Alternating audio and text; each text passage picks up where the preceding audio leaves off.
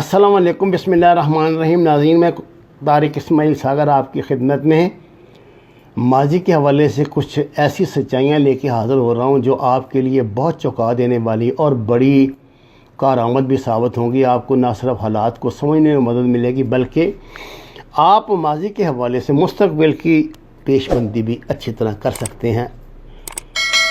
ناظرین کرام، دوسری جنگ عظیم کے بعد دو بڑی عالمی طاقتیں ابھر کے سامنے آتی ہیں۔ ایک روس ہے، دوسری امریکہ ہے۔ امریکہ روس ایک دوسرے کا وجود برداشت نہیں کر رہے، خصوصاً امریکہ جو سرمایہ دارانہ نظام کی نمائندگی کر رہا ہے، روس جو کمیونسٹ نظام کی نمائندگی کر رہا ہے۔ امریکہ یہ چاہتا ہے کہ کسی طرح روس سے وسط ایشیائی ریاستوں کو آزاد کروایا جائے اور وہ یہاں موجود تیل اور معدنیات کے وہ ذخائر جو پوری دنیا کی ضرورت سے بہت زیادہ ہیں اپنے قبضے میں کرے۔ ان ذخائر پہ قبضے کے لیے جہاد افغانستان کا آغاز کرایا گیا۔ لمبی کہانی ہے، میں آپ کو اکثر سنا چکا ہوں۔ مجاہدین نے بالآخر پاکستان کی مدد سے، CIA کی مدد سے بڑا زور لگا کے کامیابی حاصل کی، لیکن کبھی یہ کابل پہ قابض نہیں ہو سکے۔ جب حکمت یار نے قبضہ کیا تو وہ دوسرے یہ لڑنے کے لیے آ گئے، نارتھ والے جو محاذ تھا وہ لڑنے کے لیے آ گیا۔ یہ انہوں نے یعنی اتنی پاکستان نے بڑی محنت سماجت کی، سعودی عرب میدان میں آیا، دوسرے مسلمان ممالک آئے، لیکن انہوں نے ایک دوسرے کی اطاعت قبول نہیں کی۔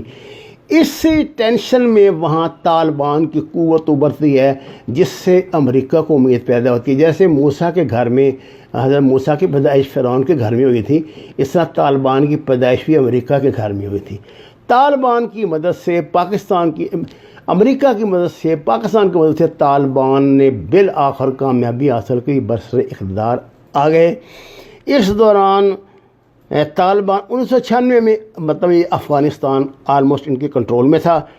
پاکستان نے اپنے مفادات کے لیے ظاہر ہے طالبان کی بھرپور معاشی اور دفاعی مدد کی، اور سعودی عرب بھی اس میں پیش رہا۔ پاکستان اور سعودی عرب نے طالبان حکومت کو تسلیم کیا، جبکہ امریکہ خاموشی سے صورتحال کا جائزہ لیتا رہا۔ اس دوران وسط ایشیائی ریاستوں سے گیس و تیل کے ذخائر عالمی منڈی تک لانے کی منصوبہ بندی بھی کرتا رہا۔ 1997 تک صورتحال معمول کے مطابق امریکی مفادات میں چلتی رہی۔ وسط ایشیائی ریاستیں آذربائیجان، قازقستان، ترکمانستان، ازبکستان اور قرغیزستان کے گرد گھومتی ہیں، جو سابق سوویت یونین کی قدرتی وسائل سے مالا مال لیکن پسماندہ ترین ریاستیں تھیں۔ روس وسط ایشیائی ریاستوں سے تیل اور گیس کے ذخائر اپنی مین پائپ لائن کے لیے اکٹھا کرتا، انہیں دنیا میں فروخت کر دیتا۔ دراصل امریکہ وسط ایشیائی ریاستوں کے ساتھ اپنے تعلقات استوار کرنے کے لیے کئی سالوں سے بے چین تھا۔ اسے اربوں ڈالر کے ذخائر کو عالمی منڈی تک لے جانے اور انہیں فروخت کرنے میں گہری دلچسپی تھی۔ امریکی اور جاپانی کمپنیاں اپنی حکومت کو مجبور کر رہی تھی کہ وہ جلد از جلد افغانستان کا مسئلہ حل کریں، تاکہ وسط ایشیائی راستوں سے افغانستان کے راستے پاکستان اور پھر بحیرہ عرب تک تیل اور گیس کے وسیع ذخائر کو پہنچایا جا سکے۔ ناظرین کرام، تیل اور گیس کے ذخائر سے امریکی اور جاپانی کمپنیاں تو اربوں ڈالر کما سکتی تھیں، جس میں اخراجات کا تخمینہ صرف تیل اور گیس کی پائپ لائنیں بچھانے تک محدود تھا، جس کے بعد امریکہ دنیا کے تیل و گیس پہ مکمل کنٹرول پا لیتا اور اربوں ڈالر کا منافع الگ ملتا۔ امریکی کمپنیوں نے تیل اور گیس پائپ لائن بچھانے کے لیے شمالی روٹ کی فیزیبلٹی رپورٹ بنائی، جس کے مطابق روس کے آئل ٹرمینل کو آذربائیجان اور قرغیزستان سے منسلک کر دیا جاتا۔ دونوں ممالک کے تیل اور گیس کو بحیرہ اسود یعنی بلیک سی اور پھر بحیرہ روم کے ذریعے عالمی منڈی تک لے جایا جاتا۔ اس اہم منصوبے میں بڑی رکاوٹ تھی چیچنیا کی خانہ جنگی، جس کے باعث پائپ لائن کی حفاظت ممکن نہیں تھی۔ آپ کو پتہ ہے کہ چیچنیا کے معاملے میں امریکہ نے روس کی مدد کی تھی اس شورش پہ قابو پانے کے لیے۔ ترکی نے بھی علاوہ اس منصوبے سے روس کو فائدہ ہوتا، اس لیے چیچنیا کی وجہ سے آپ کو پتہ ہے نا کہ پھر وہ حفاظت ممکن نہیں تھی پائپ لائن کی، اور اس منصوبے سے روس کو فائدہ ہوتا، اس لیے امریکی حکومت نے اس روٹ کی مخالفت ہی کر دی۔ ترکی نے بھی اس منصوبے کی مخالفت کر دی، کیونکہ ترکی کو اندازہ تھا کہ اس منصوبے کے تحت ترکی کے ساحل پر اس بحری جہازوں کا رش بڑھ جاتا اور اس کے مسائل پیدا ہوتے، اس لیے ترکی نے اس منصوبے کی اجازت دینے سے انکار کر دیا۔ امریکی کمپنیوں نے آذربائیجان سے پائپ لائن جارجیا کے ذریعے ترکی لے جانے کی رپورٹ بھی مرتب کی۔ چونکہ دیگر وسط ایشیائی ریاستوں ازبکستان، تاجکستان، ترکمانستان، قرغیزستان کو اس پائپ لائن کے ذریعے منسلک نہیں کیا جا سکتا تھا، اس لیے یہ منصوبہ بھی کامیاب نہ رہا۔ تیسرا روٹ تھا ناظرین ترکمانستان سے چین اور پھر جاپان تک پائپ لائن بچھانے کا، جس کی لمبائی 7,000 کلومیٹر بنتی تھی، جو نہایت طویل مہنگی لاگت کا منصوبہ تھا۔ اس پہ بھی کوئی کمپنی آمادہ نہ ہوئی۔ ترکمانستان اور ایران کے درمیان طویل سرحد ہے، اس راستے سے لائن عالمی منڈی تک بآسانی پہنچ سکتی تھی، لیکن امریکہ نے ایران کے راستے پائپ لائن کی شدید مخالفت کی، کیونکہ شاہ ایران کی حکومت ختم ہونے پر فرانس، امریکہ، جاپان، اٹلی، چین، ملیشیا اور روس کی تیل و گیس کمپنیوں کو ایران سے جانا پڑتا تھا، لہذا امریکہ ایران میں سرمایہ کاری کا شدید مخالف رہا۔ تمام تر صورتوں میں وسط ایشیائی ریاستوں سے تیل اور گیس پائپ لائن منصوبے کے لیے سب سے کم لاگت اور قابل عمل راستہ صرف اور صرف افغانستان سے پاکستان کے ذریعے ممکن تھا۔ ناظرین، 1271 کلومیٹر پائپ لائن کے ذریعے ہر سال 20 ارب کیوبک گیس عالمی منڈی تک جاتی۔ ترکمانستان نے مجموعی طور پر 708 ارب کیوبک میٹر گیس کی فراہمی کا وعدہ کیا۔ منصوبہ 50 سال تک قابل عمل تھا، جس سے افغانستان پاکستان کو تیل گیس کی رائلٹی کے مد میں اربوں ڈالر مل سکتے تھے، اور پاکستان کی بندرگاہ بھی دنیا کی مصروف ترین بندرگاہ بن سکتی تھی۔ 1997 میں پاکستان، افغانستان، ترکمانستان اور ازبکستان نے پائپ لائن بچھانے پر اتفاق کیا، جس کے لیے امریکہ نے کنسورشیم بنایا، جس میں 47% امریکہ، 15% سعودی عرب، 7% ترکمانستان، 6.5% انڈونیشیا، 5% ٹرکی اور 3.5% پاکستانی کمپنیوں نے سرمایہ کاری کرنا تھی۔ اس طرح کئی ممالک پر مشتمل کنسورشیم بن جاتا، جس کا نام یونیکو-لیڈ کنسورشیم رکھا گیا۔ امریکی حکومت اس صورتحال سے بظاہر مطمئن تھی، کیونکہ معاملات تو طے پا گئے تھے۔ افغانستان میں طالبان کی حکومت تھی، جو امریکن کنٹرول میں تھی، لیکن اس دوران ارجنٹائن کی کمپنی برائیڈاس BRIDAS برائیڈاس میدان میں آ گئی۔ ترکمانستان اور برائیڈاس کے درمیان معاہدہ طے پا گیا۔ امریکہ نے اس کی شدید مخالفت کی۔ ارجنٹائن کی کمپنی نے طالبان کو بھی اپنے ساتھ ملا لیا، اور انہوں نے طالبان کو سالانہ $1 ارب رائلٹی کی پیشکش کر دی۔ کمپنی نے طالبان کو ہر 20 کلومیٹر پر پائپ لائن کے ساتھ ایک پولیس چیک پوسٹ، افغانستان میں سڑکوں کا جال بچھانے اور ترقیاتی منصوبوں میں بھی مدد کی پیشکش کی، جس میں ریلوے کا وسیع نیٹ ورک بھی شامل تھا۔ امریکہ ترکمانستان اور ارجنٹائن کمپنی کے معاہدے سے شدید برہم تھا، اور اس نے افغانستان کے ذریعے منصوبے کو ناکام بنانے کا فیصلہ کیا۔ طالبان کی حمایت کرنے والی امریکی انتظامیہ نے اچانک پلٹا کھایا اور طالبان حکومت کی مخالفت شروع کر دی۔ دنیا بھر میں طالبان کو تنقید کا نشانہ بنایا جانے لگا۔